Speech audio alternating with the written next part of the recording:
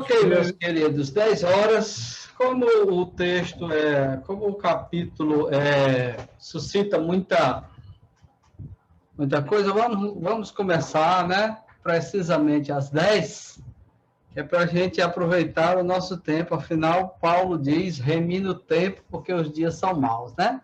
Então, vamos tratar do livro, do capítulo o capítulo mais controverso, né, de Apocalipse, é justamente o capítulo 20. E ele, obviamente, tem dividido as opiniões nas interpretações escatológicas quanto a essa questão, e isso tudo por causa de uma expressão, a expressão 1000 anos.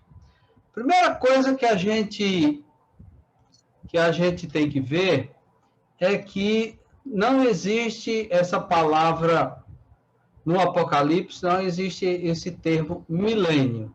Milênio é uma expressão teológica que foi criada, certo? E então se trata muito sobre o milênio. Mas a expressão que existe lá em Apocalipse 20 é 1000 anos. Certo? Muito bem.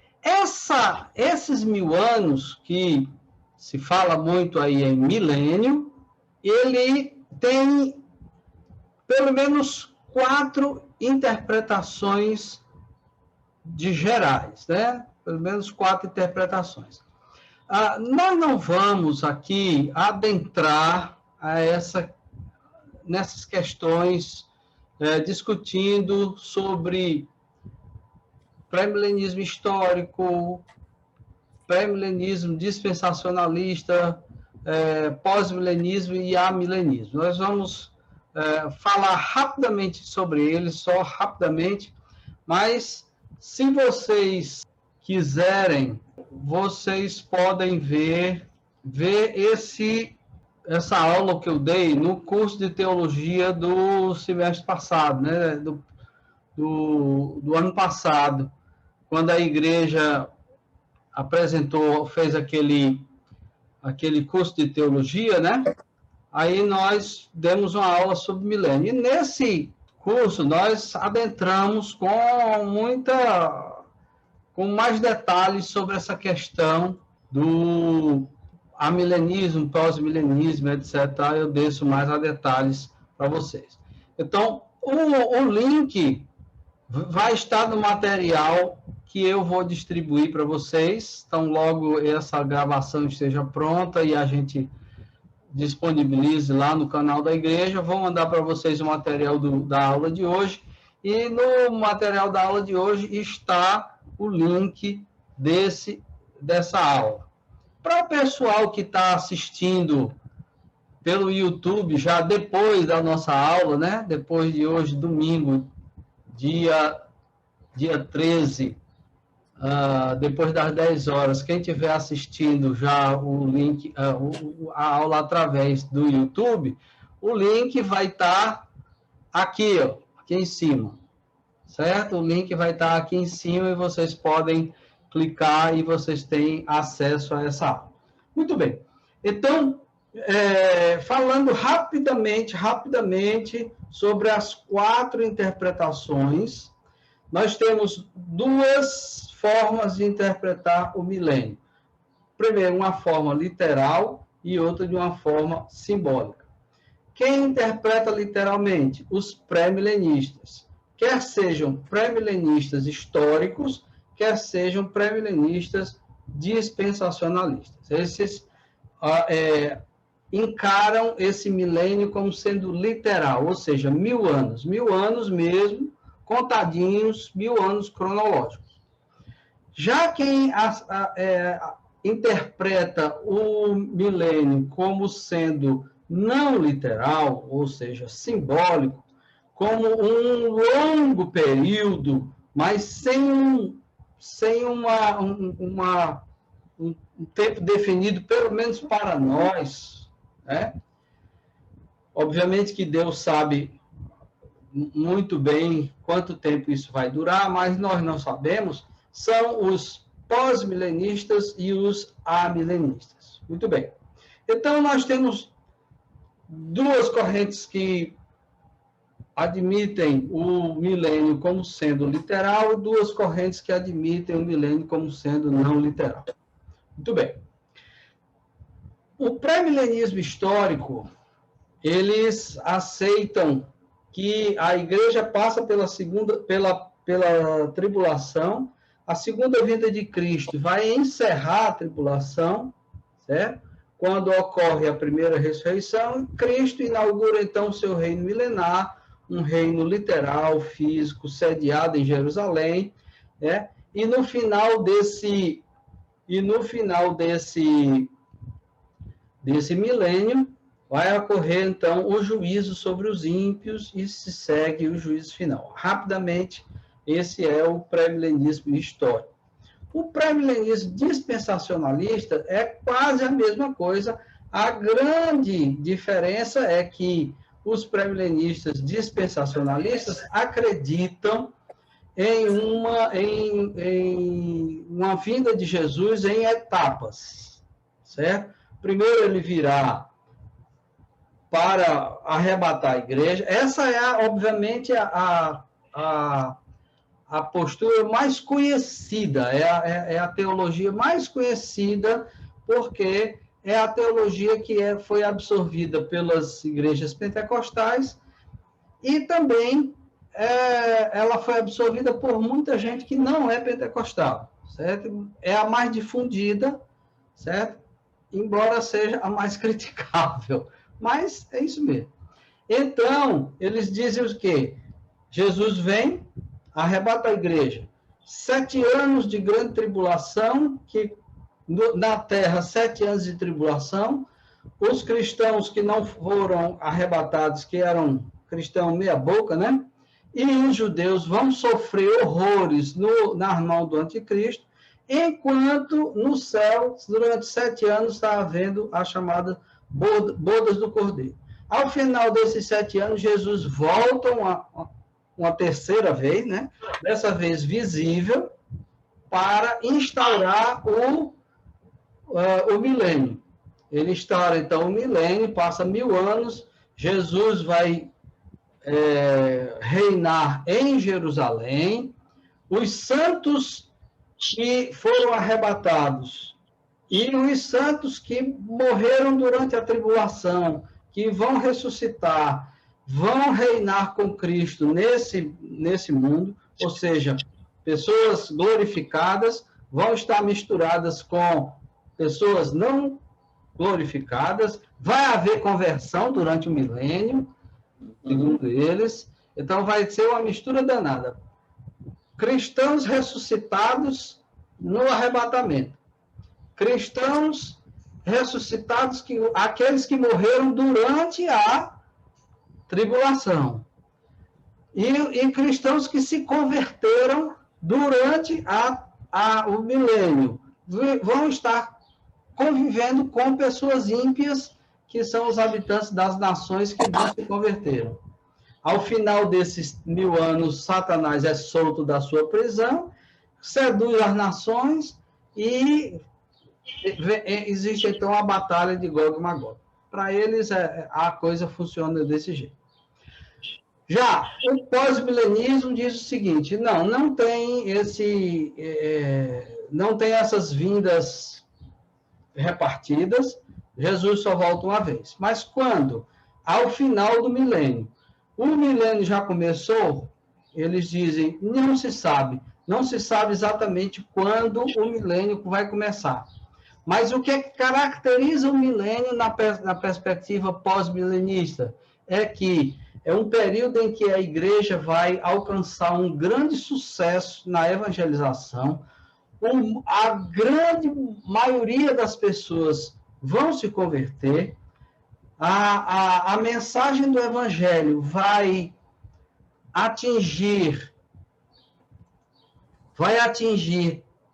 todas as esferas da sociedade humana, de sorte que o mundo vai ser transformado vai se cristianizar de uma maneira tal que todos os valores do reino vão ser vigentes, certo? Então, vai ser aquilo que está lá no Sermão do Monte e etc. E ao final desse milênio, né, Jesus volta, tem o juízo final e então o estado eterno. É uma visão muito otimista para o futuro, certo? Que a realidade do mundo parece não se coadunar muito com essa visão. E nós temos o amilenismo. Primeiro, nós precisamos dizer que esse termo amilenismo não é um termo muito feliz, porque amilenismo significa negar o milênio. O amilenista não nega o milênio, ele nega um milênio literal, mas não nega o milênio especificamente.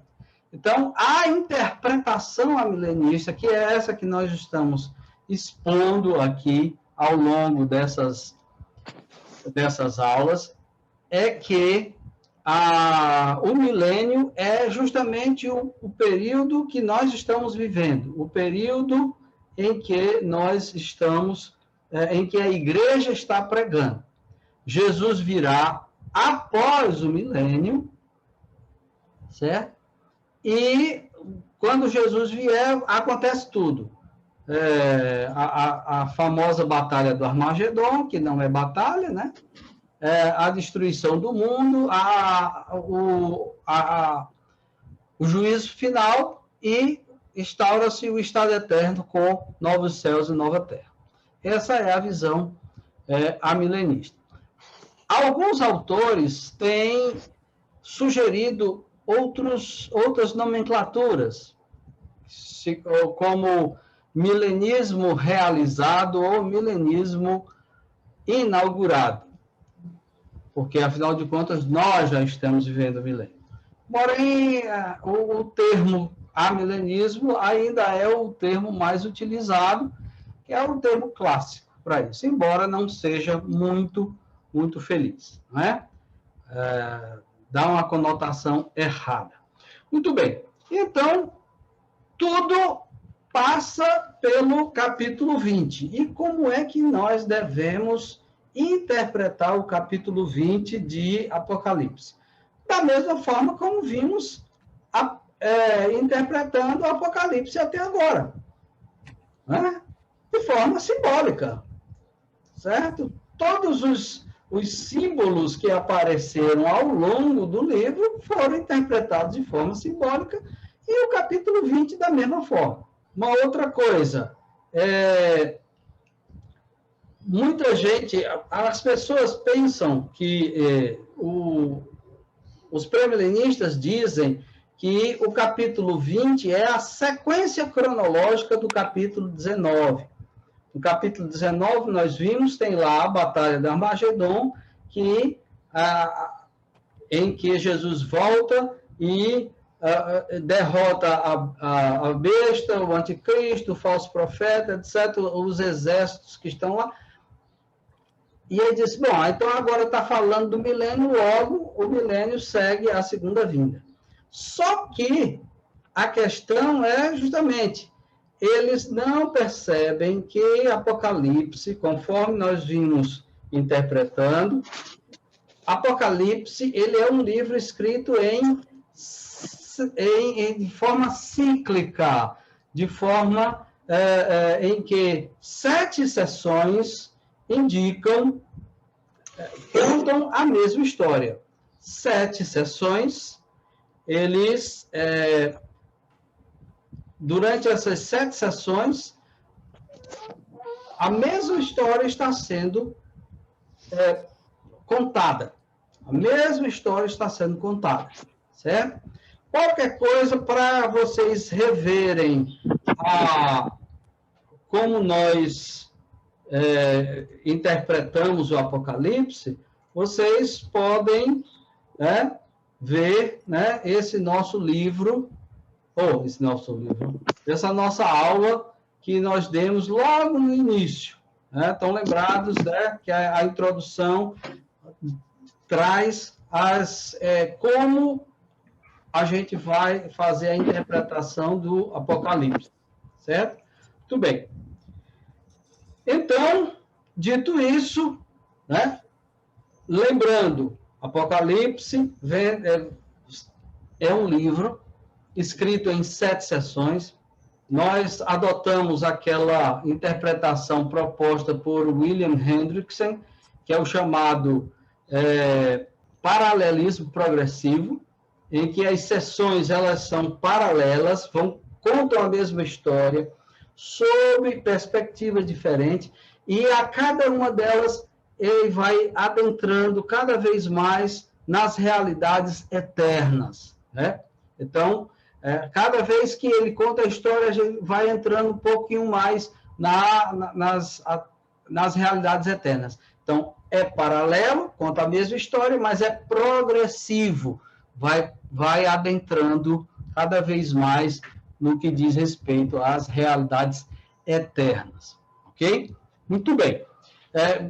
Nós já tivemos a oportunidade de falar que a gente fazer uma leitura literal e cronológica do Apocalipse traz muitos problemas, porque a leitura literal enfrenta os problemas de todas aquelas figuras, certo? E também a leitura cronológica apresenta um outro problema, porque são apresentadas 7 vezes a destruição do mundo e 7 vezes a volta de Cristo. Ou seja, se você fizer uma leitura literal, se você fizer uma leitura linear, cronológica, né? Então, você vai ter que Jesus vai voltar 7 vezes, o mundo vai ser destruído 7 vezes. Então, e vai haver 7 juízos finais. Em canto nenhum da Bíblia você encontra isso. Então, ou você percebe essa estrutura cíclica de Apocalipse, ou então você não vai compreender Apocalipse adequadamente. Certo? Mas então, vamos para o nosso livro do Apocalipse. Antes da gente entrar na leitura do texto que nós vamos tratar hoje, gostaria de mostrar aqui para vocês uma coisa bem interessante que William Hendrickson coloca no seu livro, que é muito, muito interessante, que eu gostaria de mostrar para vocês. Muito bem, aqui ele diz assim: há um paralelo marcante entre os capítulos 11 e 14 de um lado e outro, o capítulo 20. Ambos dividem a história nos mesmos períodos, ainda que com abordagem diferente. Observe o paralelo. Apocalipse de 11 a 14, Apocalipse 20. Os versículos 5 a 12 do capítulo 12, diz assim: em relação ao nascimento de Cristo, sua morte, sua ascensão e sua coroação, Satanás é lançado do céu, suas acusações perdem qualquer característica de justiça.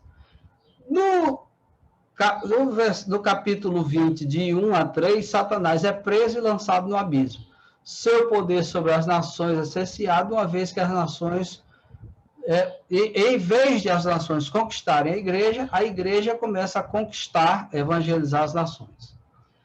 Capítulo 11, de 2 a 6, e 12, 14 seguintes, há um longo período de poder de testemunho da parte da igreja, a qual é sustentada longe da vista da serpente, Satanás. A influência do diabo é refreada. Capítulo 20, versículo 2. Há um longo período de poder para a igreja, pois Satanás é aprisionado. Ele permanece prisioneiro por 1000 anos, isto é, pela totalidade da época do Evangelho. No céu, as almas dos redimidos vivem e reinam com Cristo. Capítulo 11, versículo 7 seguintes, e capítulo 13, versículo 7. Há um breve período de severa perseguição. Esse é o pouco tempo que resta para Satanás, o mais terrível, e também a manifestação final do poder persecutório do anticristo. Capítulo 20, 7 seguintes. É um breve período da mais severa perseguição. Satanás comanda o exército de Gog e Magog contra a igreja. Esta é a batalha do Armagedon. capítulo 11, de 17 a 18, 14, versículo 14 seguinte. Cumpre-se a promessa da única segunda vinda de Cristo para o juízo.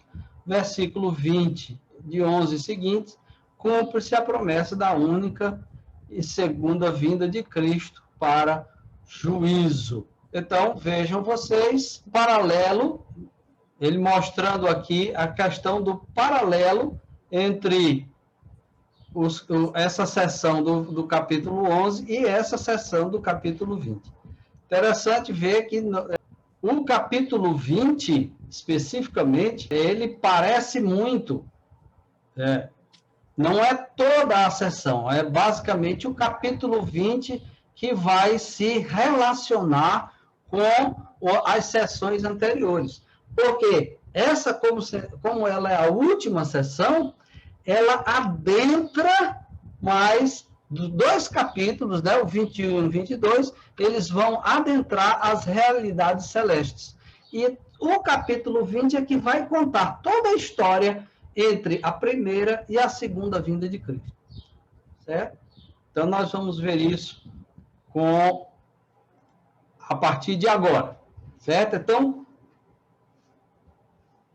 essa hora vocês deviam estar perguntando assim, e ele não vai ler o texto de Apocalipse 20, não? Por enquanto foi só a introdução, né? Agora que a gente vai fazer a leitura do texto. Certo? Agora que a gente vai fazer a leitura do texto. Convido vocês a abrirem aí Apocalipse capítulo 20 e nós vamos dar uma lida e vamos falar sobre cada sessão. Interessante, esse capítulo 20 aqui, embora normalmente as Bíblias dividam em três textos, na verdade ele é dividido em 4, certo? Primeiro é o aprisionamento de Satanás, que é entre o versículo 1 e o versículo 3. Depois, os 1000 anos do reinado de Cristo. Depois, a soltura de Satanás. E depois, então, o julgamento final. Certo? Então, vamos lá.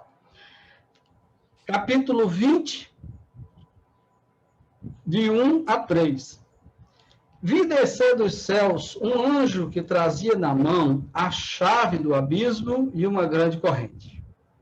Ele prendeu o dragão, a antiga serpente, que é o diabo, Satanás, e o acorrentou por 1000 anos. Lançou-o no abismo, fechou e pôs um selo sobre ele, para assim impedi-lo de enganar as nações até que terminassem os 1000 anos. Depois disso, é necessário que ele seja solto por um pouco de tempo. Muito bem. Primeira coisa. Nós temos aqui um trecho que fala de corrente, fala de chave, fala de abismo, fala de selo, fala de uma tampa do abismo, fala de uma serpente, que é um dragão. Nós podemos interpretar esses elementos de forma literal? Claro que não, né? Por quê? Porque diz que o anjo que tinha uma corrente e uma chave na mão, pegou o dragão, a antiga serpente, e ele já explica imediatamente que é diabo, Satanás, e ele diz que prendeu esse dragão, essa antiga serpente, o diabo, Satanás, prendeu com a corrente. Agora eu me pergunto, Satanás é um ser espiritual. Como uma corrente de metal literal pode acorrentar um ser espiritual? Como um abismo, um buraco, com uma tampa em cima, fechada a chave, vai prender um ser espiritual. A gente pode interpretar isso literalmente? Não, não pode. Absolutamente não. São figuras, claro. Então, a chave é simbólica O selo é simbólico, o abismo é simbólico, a corrente é simbólica, mas aí na interpretação de muitos, os 1000 anos, não, os 1000 anos tem que ser literal. Como é que você, num contexto em que necessariamente você precisa interpretar os elementos que estão aí, simbolicamente, por que você tem que insistir que os 1000 anos são literais? Não tem coerência com o texto. Não tem coerência lógica. Então, não existe nenhuma razão, nem hermenêutica, nem exegética, nem textual, certo? Que exijam a interpretação dos 1000 anos como sendo literais. Detalhe muito importante, esse período de 1000 anos é a única referência a 1000 anos está aqui em Apocalipse 20. Só em Apocalipse 20. Em nenhum outro local se fala sobre essa questão de aprisionar Satanás por 1000 anos e Cristo ter um reino de 1000 anos. Só aqui em Apocalipse. Logo, a interpretação de Apocalipse 20 é que vai nos dizer se esse 1000 anos é literal ou não. Então, de cara, é só a gente olhar o texto e perceber que não existe razão nenhuma para uma interpretação literal e nem literalista desses 1000 anos aqui. Por quê? Porque todos os outros elementos necessariamente precisam ser interpretados simbolicamente. Porque se a gente interpretar literalmente, a gente vai cair num contrassenso, numa contradição terrível. Como é que coisas físicas vão prender um ser espiritual? Não pode. Não tem a mínima lógica uma coisa dessa. Não tem o mínimo senso. É um troço totalmente sem o menor senso. Então, se interpretamos por uma exigência do próprio texto, corrente, chave, selo, abismo, tampa do abismo, como simbólicos, os 1000 anos também serão simbólicos, porque está dentro desse contexto. E o que significa, então, esse aprisionamento de Satanás? O próprio texto nos responde. Qual o propósito de esse aprisionamento de Satanás? Impedi-lo de enganar as nações. Esse é o único propósito do aprisionamento de Satanás. Satanás está preso para impedi-lo de enganar as nações. Significa dizer que ele está preso no sentido de ele estar cerceado. Ele não pode executar todas as suas vontades. E uma coisa que é bastante interessante, que eu vou dizer agora, que vai elucidar muitas coisas para vocês, que talvez vocês ainda não tenham percebido. Olha, primeira coisa, lembremos, capítulo 20 recomeça a contar a história lá do comecinho da história da igreja. Então, esse aprisionamento de Satanás aqui não vai ocorrer no futuro. Ele já ocorreu no passado. Quando? Quando Cristo encarnou. Quando Cristo encarnou e começou o seu ministério. Como foi? Veja só. A primeira derrota de Satanás ocorreu lá no deserto, quando Jesus é tentado. na tentação de Jesus, Jesus venceu o diabo, todas as tentações que o diabo assacou contra Jesus. Jesus venceu cada uma delas utilizando o quê? Utilizando a palavra, utilizando a escritura. Venceu o diabo aí. A expressão da vitória de Cristo, que começa a amarrar o diabo, é o seu ministério. Quantas e quantas vezes Jesus expulsa demônios no ministério de Cristo? Não se vê na Bíblia nenhuma concentração tão grande de expulsão de demônios, subjugamento de demônios, do que nos evangelhos, durante o ministério de Cristo.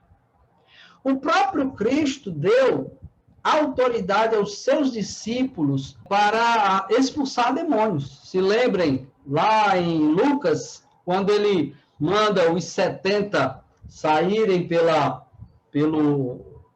cidades de Israel, pregando, aí eles voltaram, né? Quando eles voltaram exultantes, dizendo assim: Senhor, até os demônios se submetem a nós pelo poder do teu nome.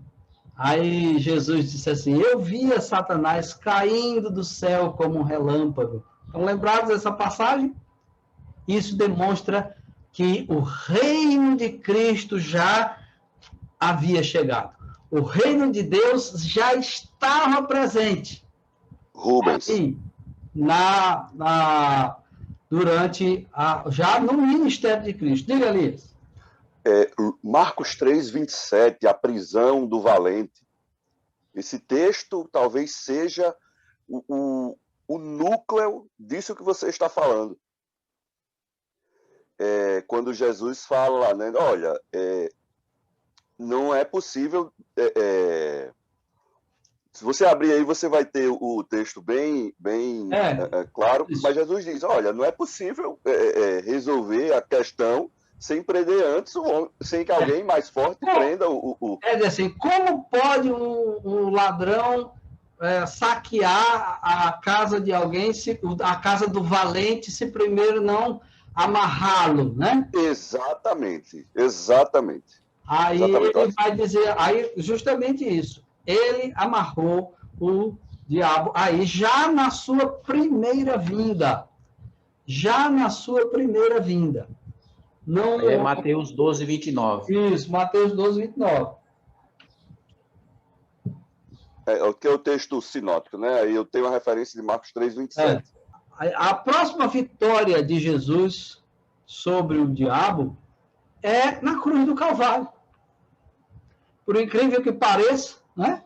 Na cruz do Calvário, Jesus vence o diabo, porque ali na cruz, ao morrer, Jesus, ele esmaga a cabeça da serpente e cumpre o que estava prometido lá em Gênesis, capítulo 3, versículo 15.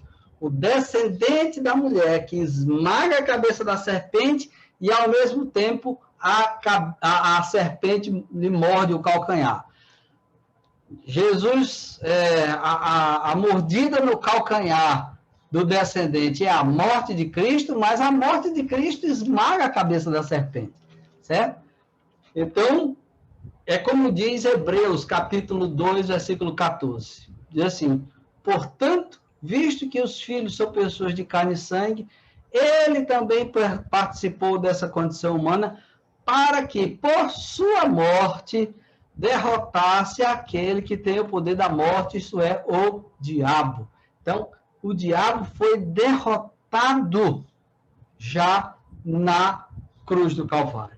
E aí ele diz também em Colossenses 2,15, e tendo despojado os poderes e as autoridades, fez dele um espetáculo público, triunfando sobre eles na cruz.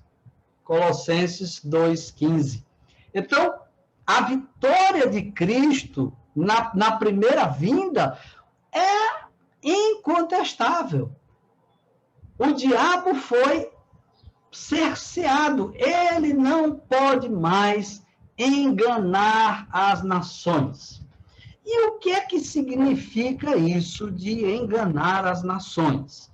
Então, nós vemos o aprisionamento do diabo aqui em Apocalipse 20 diz respeito à primeira vinda de Cristo, à sua encarnação, a sua vitória contra as tentações, a sua vitória durante o seu ministério público, a sua vitória na sua morte e ressurreição.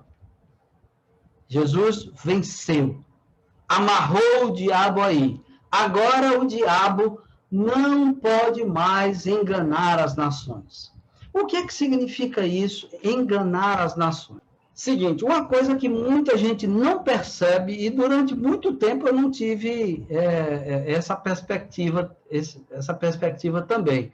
Vim a conhecer essa perspectiva, acho que o ano passado, quando fazendo um curso de teologia sistemática pelo CPAJ, aula de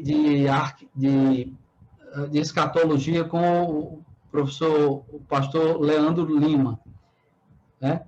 Ele é muito interessante ele mostrar o seguinte, que antes da encarnação de Cristo, nenhuma nação do mundo tinha conhecimento dos desígnios de Deus, da vontade de Deus, da revelação de Deus. Somente um povo tinha essa revelação. Um povo que Deus escolheu especificamente para manter a linhagem que traria o Messias e que preservaria essa mensagem, essa revelação divina, que foi o povo de Israel. Veja vocês que durante todo o tempo antes da encarnação, não havia missões transculturais, né? Não tinha missão transcultural. Israel não mandava missionários para as outras nações para pregar o judaísmo, para pregar a Sagrada Escritura. Nada. Não tinha nada disso. Quando muito, havia estrangeiros que se agregavam a Israel, né, e se convertiam. É o caso de Ruth, né? É o caso de Raabe, certo? É o caso de Tamar, que se juntou à família de Judá, né? Meio naquele estratagema, mas acabou se juntando. Então, eram estrangeiros que entravam é o caso de Naamã, que veio, né, e acabou se convertendo através de Eliseu, mas não havia essa projeção de missionários para fora, não. E é interessante também que é um texto muito enigmático, né, em Lucas, que fala o seguinte: Jesus estava lá pregando, chegam uns gregos, né, e aí falam com Filipe. Aí falam com Filipe e dizem assim: olha, nós queremos falar com Jesus. Pode ser? Você pode arranjar aí para a gente falar com Jesus? Aí Jesus conta para Natanael e os dois vão lá conversar com Jesus. E Jesus dá uma resposta assim, bom, que resposta é essa? Ele diz assim, que ele começa a falar sobre a sua morte. Começa a falar sobre a sua morte. Quando eu for glorificado e não sei o quê. Aí ele fala depois assim: quando eu for levantado, atrairei muitos a mim. Que resposta assim, esquisita. Aí os discípulos ficaram sem compreender. Só depois que Jesus morre e ressuscita, é que ele chega para os seus discípulos, pouquinho antes da sua ascensão, e ele diz, detalhe, lá em Mateus 28, 20, né? Mateus 28, 18 a 20.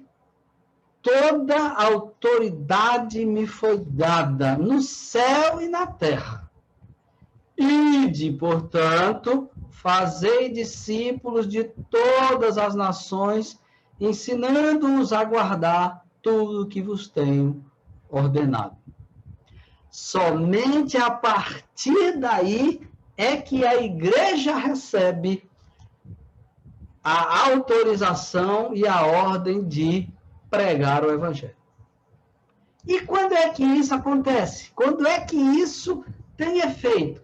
Jesus é assunto aos céus e lá ele é glorificado. Lembrem-se do que nós estudamos no capítulo 4 e 5, né? e 6 de Apocalipse. Capítulo 4, a visão do trono. Capítulo 5, temos a entronização de Cristo. O Cordeiro chega diante do trono, toma o livro que está na mão do Pai e começa a desatar os selos.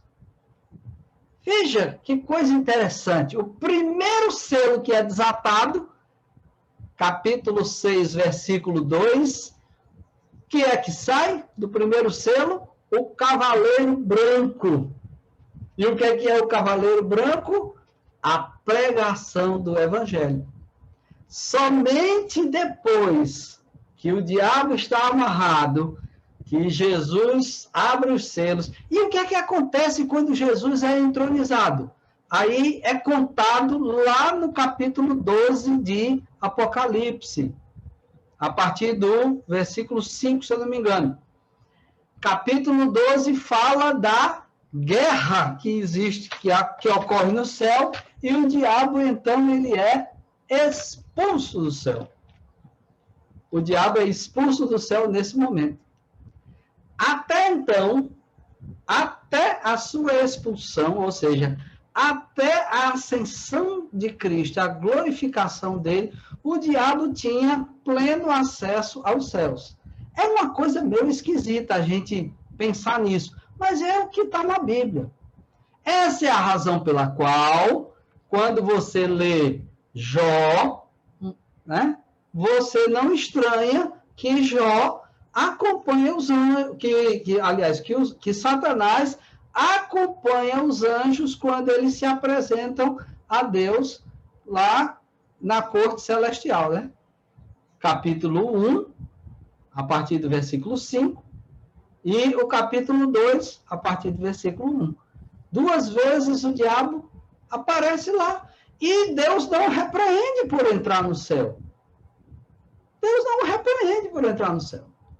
E também é por isso que nós temos a explicação, né? Lança luz sobre um outro texto muito enigmático, que eu sempre achei uma coisa muito esquisita. Eu nunca tinha encontrado resposta para esse texto, uma explicação assim clara para esse texto.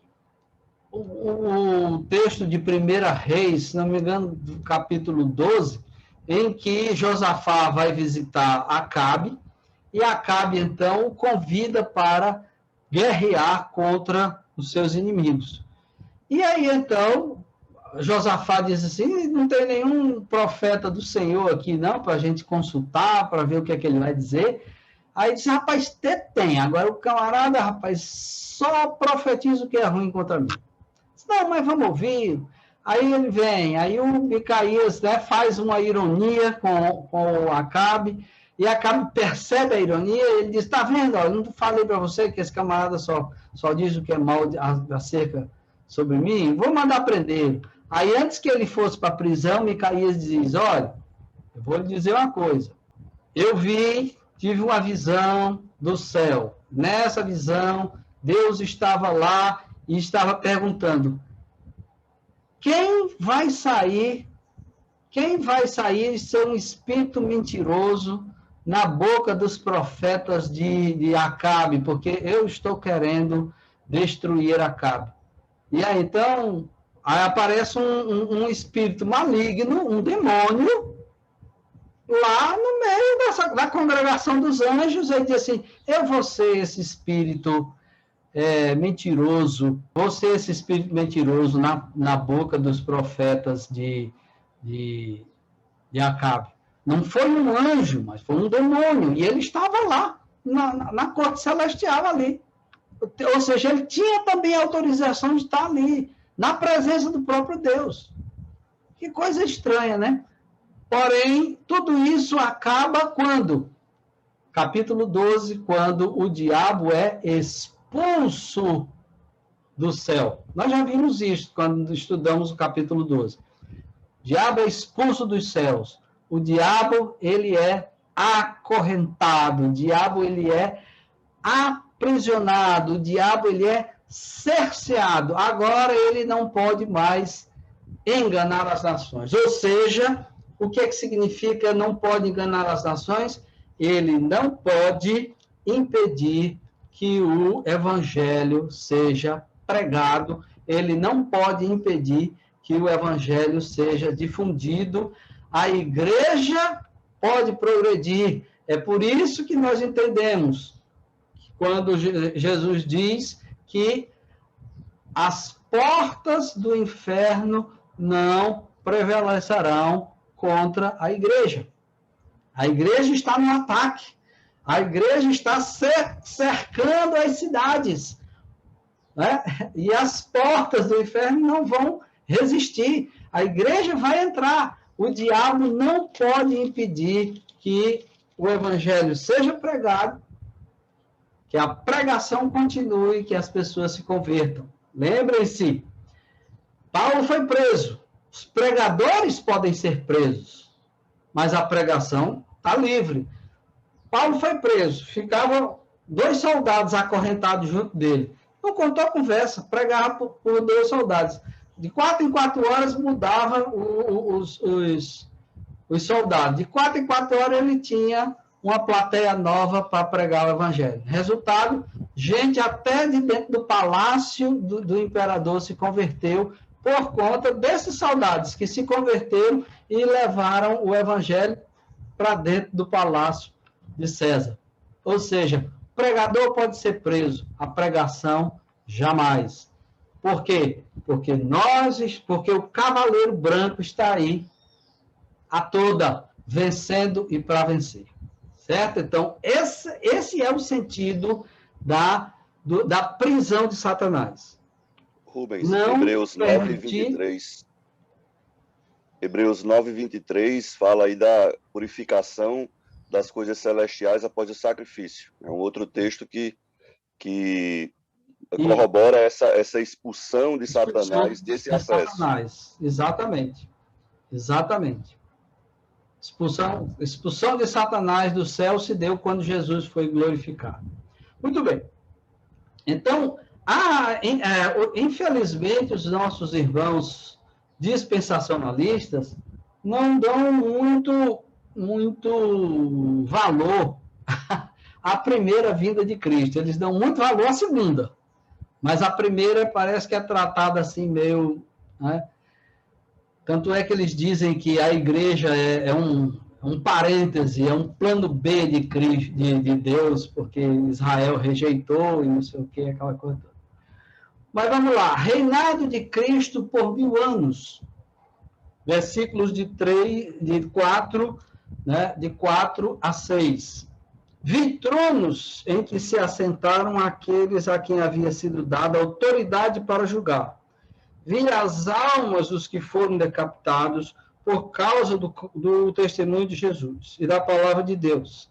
Eles não tinham adorado a besta, nem a sua imagem, e não tinham recebido a sua marca na testa, nem nas mãos. Eles ressuscitaram e reinaram com Cristo durante 1000 anos.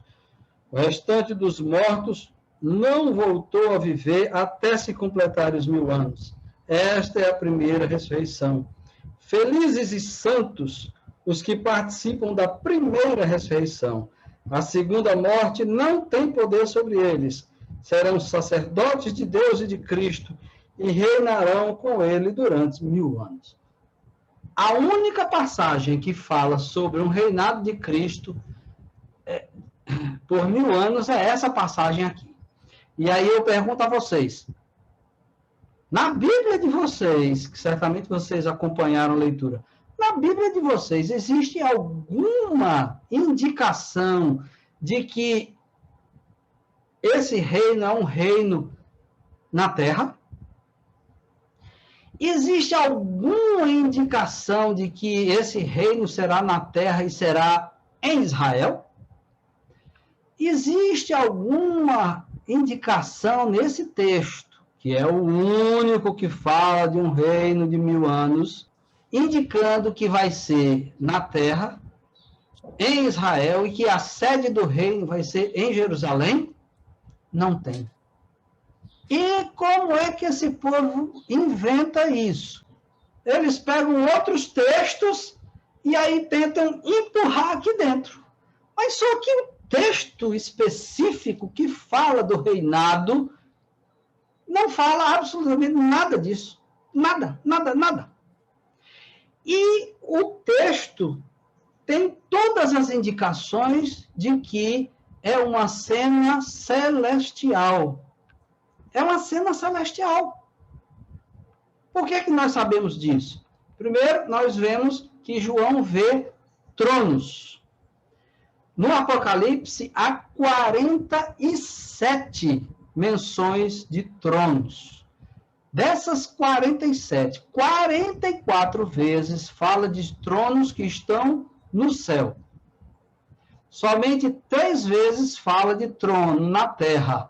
E essas 3 vezes o trono está referindo-se a Satanás, como é o caso da carta à igreja de Pérgamo. Conheço as tuas obras, sei que tem aí, né, onde vocês moram, tem o trono de Satanás. Né? E as outras 2 vezes fala do trono de Satanás e do anticristo. Então, às vezes que o trono fala na terra, sempre está ligado a Satanás ou a um dos seus agentes. Aqui o trono nitidamente é celestial. Por quê? Porque diz que estão sentados no trono aqueles a quem foi dado a autoridade para julgar. Então, a quem foi dada a autoridade para julgar? Lembre-se que Jesus diz aos seus discípulos, vocês vão julgar as 12 tribos de Israel. E também Paulo diz em Coríntios, né, que a igreja vai julgar os anjos. Ou não sabeis vós que ireis julgar os anjos? Então, vejam vocês que a quem foi dada a autoridade para julgar? A igreja. A igreja. Então, vamos adiante. O que ele diz? Que ele viu almas. As almas dos decapitados por amor, por causa do testemunho de Jesus e da palavra de Deus. Eles não tinham adorado a besta, nem a sua imagem, e não tinham recebido a marca na testa, nem nas mãos. Ele fala de almas. Onde estão as almas? Onde estão as almas dos mártires? Onde estão as almas dos novos, dos nascidos de novo, dos regenerados? Estão no céu, com Cristo, sentado nesses tronos. Isso é uma questão óbvia, é só você ler o texto. Não tem nenhuma indicação de que esse 1000 anos aqui esteja na terra, é no céu. O reinado de Cristo é no céu. O reinado da igreja durante 1000 anos é os mesmos 1000 anos em que Satanás está preso, os mesmos 1000 anos de pregação do evangelho, os mesmos 1000 anos entre a primeira e a segunda vinda. Obviamente não é 1000 anos literais, é um período longo e indefinido para nós. O período em que a igreja militante está aqui, pregando o evangelho e sendo perseguida, a igreja triunfante está no céu, gozando das delícias da presença do Senhor e tem a autoridade para julgar e está reinando com Cristo. Meus irmãos, o que é que traria mais conforto, consolo e encorajamento para a igreja perseguida do primeiro século? A certeza de que aqueles que morreram nas arenas foram trucidados pelas feras, foram decapitados, foram crucificados, foram queimados vivos, e estão agora diante de Deus, né, sentados junto com Jesus, reinando com Cristo, ou um reino milenar, num futuro distante que ninguém nem sabia quando iria acontecer. O que é que traz mais consolo e conforto para uma igreja que está sendo perseguida ali, naquele momento? A qualquer hora, os soldados romanos podiam arrombar a porta e pegar a pessoa. É lógico que essa visão celestial das almas dos decapitados, dos mártires, dos crentes que morreram pelo testemunho e estão nos céus, é muito mais confortadora. E é isso que nos traz também conforto. Nós estaremos sentados nos tronos também, quando acontecer o nosso óbito. O nosso corpo vai morrer, temporariamente estaremos no estado intermediário, lá já na presença de Cristo, e um dia vamos ressuscitar, e aí sim viveremos novos céus, nova terra, que é o que a gente vai ver a partir do próximo capítulo, né? O próximo domingo. É claro, essa é uma visão que traz conforto, traz encorajamento. Ah, pode vir. Os romanos podem vir. Eu não estou um pouco preocupado. Pode me matar, eu sei para onde eu vou. O trono está esperando por mim. Era essa a mensagem que João queria passar para os irmãos. Certo? E aí, o que ele diz? Que eles ressuscitaram e reinaram com Cristo durante 1000 anos. O que é esse ressuscitaram? Esse ressuscitaram, existe muita discussão sobre isso e tal, mas é muito simples. Né? É muito simples. Se a gente abrir a Bíblia em Efésios, no capítulo 2, né, a partir do versículo 1, ele diz assim: vocês estavam mortos nas suas transgressões e pecados, nos quais costumavam viver quando seguiam a presente ordem deste mundo e o príncipe do poder do ar, o espírito que agora está atuando nos que vivem na desobediência. Anteriormente, todos nós também vivíamos entre eles, satisfazendo as vontades da nossa carne, seguindo seus desejos e pensamentos. Como os outros, éramos, por natureza, merecedores da ira. Todavia, Deus, que é rico em misericórdia, pelo grande amor com que nos amou, deu-nos vida com Cristo, quando ainda estávamos mortos em transgressões. Pela graça vocês são salvos. Versículo 6. Deus nos ressuscitou com Cristo e com ele nos fez assentar nas regiões celestiais em Cristo Jesus, para mostrar nas eras que hão de vir a incomparável riqueza da sua graça, demonstrada em sua bondade para conosco em Cristo Jesus. A resposta aí. Esse texto de Hebreus, ou de Efésios, diz exatamente o que diz Apocalipse 20, de 4 a 6. Ressuscitamos, estamos assentados com ele nos tronos. É muito claro, é muito claro. Não é uma ressurreição física. Essa ressurreição aqui é a conversão, é o novo nascimento.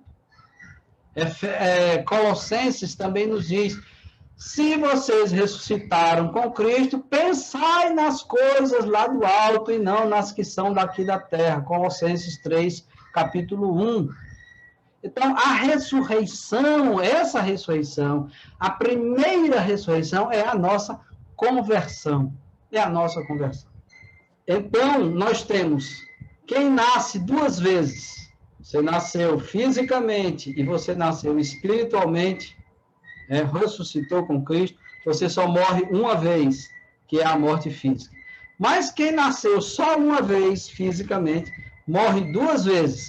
Morre fisicamente e morre espiritualmente, porque vai para a segunda morte, que é o lago que arde com fogo e enxofre. Então, isso aqui está muito, absolutamente claro no que diz. E aí ele diz, versículo 6, felizes e santos os que participam da primeira ressurreição, a conversão. A segunda morte não tem poder sobre eles, serão sacerdotes de Deus e reinarão com Cristo durante 1000 anos. Enquanto a igreja militante está aqui na terra, pregando e sendo perseguida, como nós já vimos durante todas as sessões anteriores, nos céus, as almas dos crentes estarão reinando com Cristo nos céus. Então, o reinado de Cristo de 1000 anos, queridos, é no céu. Não é na terra, não é em Israel, e a sua sede não será em Jerusalém. Veja que aqui não fala absolutamente nada sobre Israel, não fala absolutamente nada sobre o templo voltar a ser reconstruído, sacerdotes voltarem a ministrar, os sacrifícios voltarem a ser executados. Não tem absolutamente nada disso, como é dito por aí pelos pré-milenistas quando fazem a interpretação desse texto. Muito bem. Versículos 7 a 10 é a grande tribulação. Certo? É a grande tribulação. Aquele período que nós vimos lá no capítulo 11, que fala sobre os 3 dias e meio em que as 2 testemunhas estão mortas e os seus cadáveres estão expostos lá na praça da cidade. É uma figura mostrando a perseguição da igreja. Nesse momento parece que a igreja será aniquilada, vai um momento terrível, né? Aí ele diz aqui, quando terminarem os 1000 anos, Satanás será solto da sua prisão e sairá para enganar as nações. Esse é o propósito do cerceamento do diabo. O diabo está cerceado para não enganar as nações no presente momento. Isso não significa dizer que nos outros aspectos, no que diz respeito à tentação, à maldade, à malícia, ele não esteja atuando. Está atuando. Mas a única coisa que ele não pode fazer é voltar àquela condição anterior, antes da encarnação, em que todas as nações estavam absolutamente sob o seu domínio, absolutamente envolto em trevas espirituais. Agora, essas trevas são dissipadas a partir da pregação do Evangelho. O Evangelho está chegando em todo canto. E então, quando terminar os 1000 anos, Satanás é solto e ele sairá para enganar as nações que estão nos 4 cantos da terra, Gog e Magog, a fim de reuni-las para a batalha. Seu número é como a areia do mar. As nações marcharam por toda a superfície da terra e cercaram o acampamento dos santos, a cidade amada. Mas um fogo desceu do céu e as devorou. O diabo, que as enganava, foi lançado no lago de fogo que arde com enxofre, onde já haviam sido lançados a besta e o falso profeta. Eles serão atormentados dia e noite para todo sempre. Então, isso aqui é o pouco tempo, aquele período reduzido de 3 dias e meio das 2 testemunhas mortas lá. As 2 testemunhas simbolizam a igreja sob perseguição, né? As 2 testemunhas mortas simbolizam a igreja sob perseguição. E aqui também é a mesma coisa. É o período da grande tribulação. Aquele período que Jesus disse, olha, se não fosse abreviado, ninguém sobreviveria. Mas por causa dos eleitos, tais dias foram abreviados. Então, aqui nós temos, Satanás, então, é solto quando terminar o período de pregação da igreja. Satanás é solto, aí aparece o anticristo, aparece o falso profeta, aquela personificação do espírito do anticristo e do espírito do falso profeta, que estão presentes desde sempre no mundo, conforme nós vimos lá quando estudamos as duas bestas. E então existe essa perseguição violentíssima da igreja. No pior momento, Armagedon, ou seja, no pior momento, o jogo vira, né? Quando Jesus volta, aqui mais uma vez, conta-se a segunda vinda de Cristo. Então, veja que a segunda vinda de Cristo, relatada aqui, está depois dos 1000 anos. Não está antes dos 1000 anos, né? Está depois dos 1000 anos.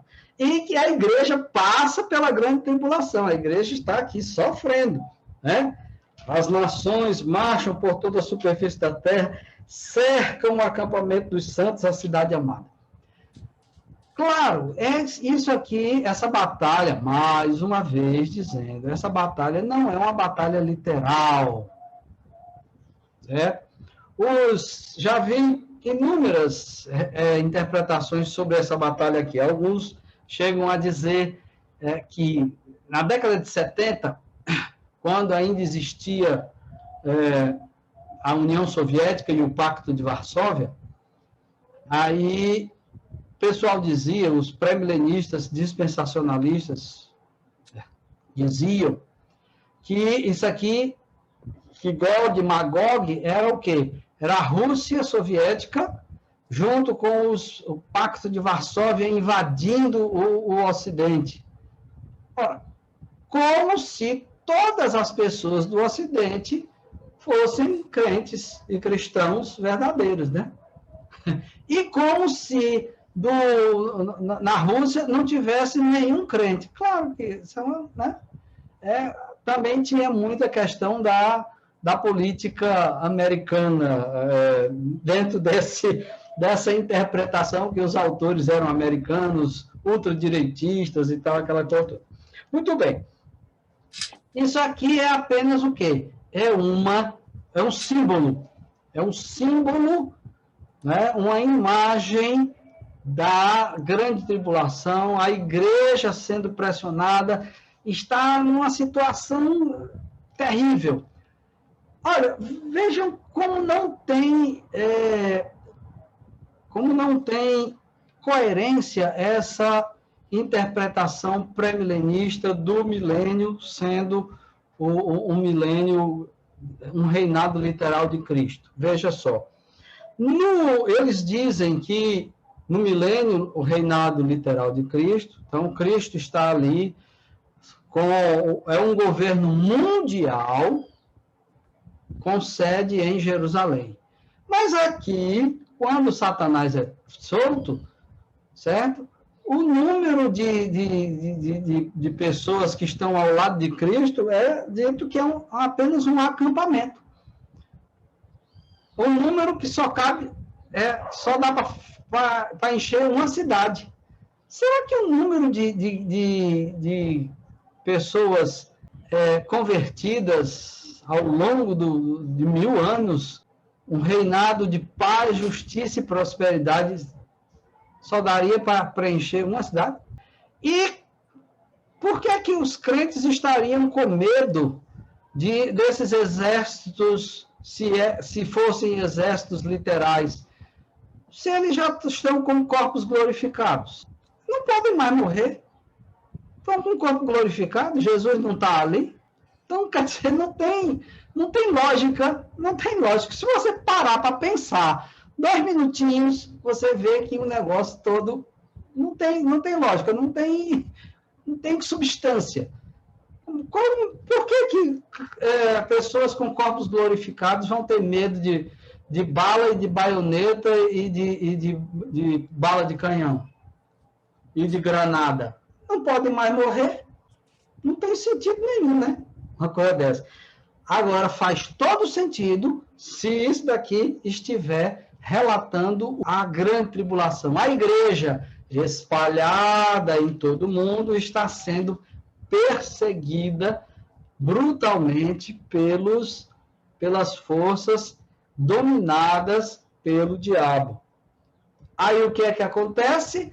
No pior momento da igreja, Cristo volta, desce fogo do céu, destrói tudo, e aí vai acontecer o juízo final. Aí diz, o diabo que as enganava foi lançado no lago que arde com fogo, onde já haviam sido lançados a besta e o falso profeta.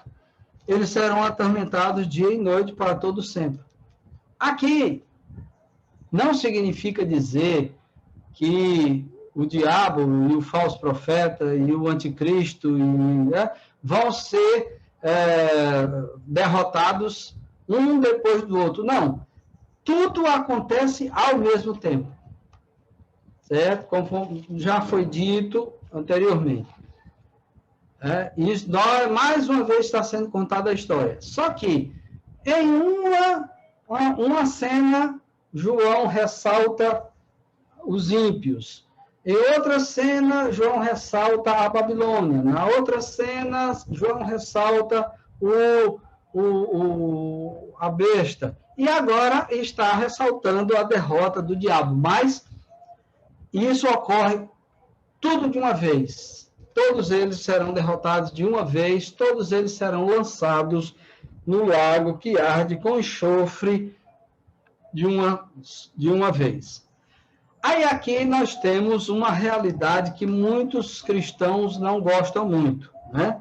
É a realidade do inferno, dos tormentos do inferno. Eles serão atormentados dia e noite para todo sempre.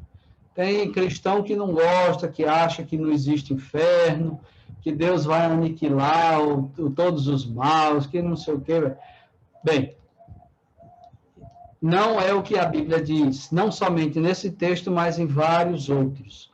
Então, portanto, quer as pessoas gostem, quer não, há de fato um local de tormento. Deus vai dar a sentença correta e justa para cada um, e cada um vai ser, né, conforme nós vamos ver, vão ser julgados de acordo com o que fizeram. Aí nós chegamos no último trecho do nosso capítulo 20, do versículo 11 ao versículo 15, que trata justamente sobre o juízo final. Então, vejam como é a sequência. Apocalipse 20 diz qual é a sequência. Primeiro, os 1000 anos, tempo da igreja, tempo que nós estamos vivendo. Depois temos a grande tribulação, né? Um período curto de intensa perseguição para a igreja. No pior momento dessa perseguição, segunda vinda de Cristo. Logo depois, juízo final. Essa é a sequência. Apocalipse 20 diz claramente qual é a sequência, né? E aqui termina a história como nós a conhecemos, né? Termina a história como nós a conhecemos e também termina o mundo como nós o conhecemos, porque depois virão novos céus e nova terra que vão ser descritos a partir do versículo 21, os versículos 21, no capítulo 21 e 22. Depois vi um grande trono branco e aquele que nele estava assentado. A terra e o céu fugiram da sua presença e não se encontrou lugar para eles. Vi também os mortos, grandes e pequenos, em pé diante do trono, e livros foram abertos. Outro livro foi aberto, o livro da vida. Os mortos foram julgados de acordo com o que haviam feito, com o que tinham feito, segundo o que estava registrado nos livros. O mar entregou os mortos que nele havia, a morte e o Hades entregaram os mortos que neles havia, e cada um foi julgado de acordo com o que tinha feito. Então, a morte e o Hades foram lançados no lago de fogo. O lago de fogo é a segunda morte. Aqueles cujos nomes não foram encontrados no livro da vida foram lançados no lago de fogo. Então, aqui nós temos o julgamento, símbolo do julgamento de toda a humanidade. Não importa se é grande ou se é pequeno. Ele está aqui dizendo que não importa a condição social que a pessoa desempenhou ou teve na sua vida terrena. Vai estar diante de Deus e prestará contas do que fez, certo? Então, é o trono branco. Branco aqui significa pureza, retidão, justiça. O que for, a sentença que for declarada é uma sentença justa. Uma coisa interessante, esse julgamento não é para dizer quem é culpado e quem está condenado e quem está salvo. Não é. Condenação e salvação são definidas aqui. Lembrem-se que João disse: quem crê no Filho não é condenado. Quem não crê já está condenado, porquanto não crê no unigênito Filho do Pai. Então, a definição de salvo e perdido é aqui. De condenado e salvo é aqui, e não lá. Lá é apenas para definir a penalidade. A penalidade. É por isso que os homens serão julgados de acordo com o que tiverem feito. Claro que a visão dos livros, obviamente, não são livros literais, né? O que significa isso? Significa a onisciência de Deus. Deus conhece todas as nossas ações. Deus conhece todos os nossos pecados. Deus conhece tudo que nós fizemos e vai nos dar a justa paga por tudo que foi feito. Né? Os homens são condenados, recebem a penalidade de acordo com o que fizeram. Significa dizer que quem pecou mais, obviamente, terá uma pena mais rigorosa, né? Certo? Um pecador que viveu até 99, 100 anos, pecando, vai ter uma condenação muito maior do que uma pessoa que morreu aos 12 anos, né? Até a quantidade de pecados é menor. Mas deixemos isso para o Senhor, que é Ele que vai definir. Porém, existe algumas pessoas que não receberão a penalidade. Quem? Quem é que não vai receber a penalidade? Aqueles que têm o seu nome escrito no livro da vida. Então, existem os livros dos pecados das pessoas, da vida das pessoas, e existe o livro da vida. Os eleitos estão com o nome escrito no livro da vida. Quem está ali escrito no livro da vida, que já está gozando da presença do Senhor, não tem com que se preocupar, né? Mas aqueles que não estão com os seus nomes escritos no livro da vida, o seu destino, diz aqui a palavra, é ser lançado no lago que arde com fogo e enxofre, quer dizer, a segunda morte. E aqui ele diz, não importa a posição social que a pessoa teve, né?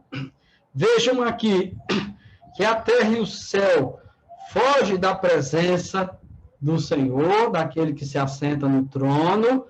Isso aqui significa dizer, o primeiro céu e a primeira terra passaram, novas vão acontecer, vão vir, vai haver uma recriação, como que uma recriação, uma regeneração do universo como nós o conhecemos hoje. Teremos uma coisa, será gloriosa, né? E aí, ele fala aqui que não importa nem a posição social de quem, de como viveu aqui, não vai se eximir, né? Não adianta ter sido presidente da República, senador, juiz, ministro do Supremo Tribunal Federal, príncipe, rei, rainha, qualquer coisa que... Nada disso vai ter a mínima importância nesse momento. E também não interessa como as pessoas morreram. É por isso que ele diz aqui que o mar entregou os seus mortos, né? Pessoas que morreram em naufrágios, caíram dentro d'água, tal, não sei o quê, estão perdidos para sempre. Não! No momento certo, todos ressuscitarão para serem julgados. Todos ressuscitarão para serem julgados, certo? E aqueles cujos nomes não foram encontrados no livro da vida foram lançados no lago de fogo. E aqui ele também fala sobre a morte e o Hades foram lançados no lago de fogo, ou seja, não existe mais morte, não existe mais um local intermediário para os ímpios, para os não conversos. Agora tudo é definitivo, tanto o local de punição eterna quanto o local de bem-aventurança eterna. E esse local de bem-aventurança eterna é o que nós vamos ver no próximo, a partir do próximo domingo, nos 2 domingos que se seguem. Muito obrigado, meus irmãos. Alguém quer perguntar alguma coisa? Quer fazer algum comentário? Esteja à vontade. Alguém quer falar alguma coisa? Eu gostaria, Rubens Cláudio, aqui. Pois não, rapidinho. Interessante que os nossos irmãos dispensacionalistas, né, eles tratam essa ressurreição citada no versículo 6, por exemplo, como sendo uma ressurreição física. Mas você já explicou que, na nossa visão milenista, é uma ressurreição espiritual, ou seja, é passar da morte para a vida. Isso. E habitar com Cristo, né? Na verdade, no texto de Apocalipse 20, o versículo 13 fala claramente da ressurreição física. E fala da universalidade dessa ressurreição. Para combinar exatamente com João 5, 28 e 29, que diz que todos os que estão nos sepulcros ouvirão e sairão, né? Exatamente. E o mais é parabenizar você pela excelente explanação desse texto. Ficou, para mim, claríssimo, viu? Muito obrigado. Obrigado. Excelente, claríssimo, sem perguntas, foi muito claro. Foi muito bom a aula de hoje. Muito bom. Excelente. E parece que cada dia vai ficando melhor, né? Porque a gente vai somando... vai somando os conhecimentos, né? Uhum. Bom. Pois bem, então, alguém mais? Ok, então, muitíssimo obrigado pela presença de todos, um grande abraço e até o próximo domingo, se Deus quiser. Até. Tchau. Amém, até mais. Um abraço a todos. Um abraço.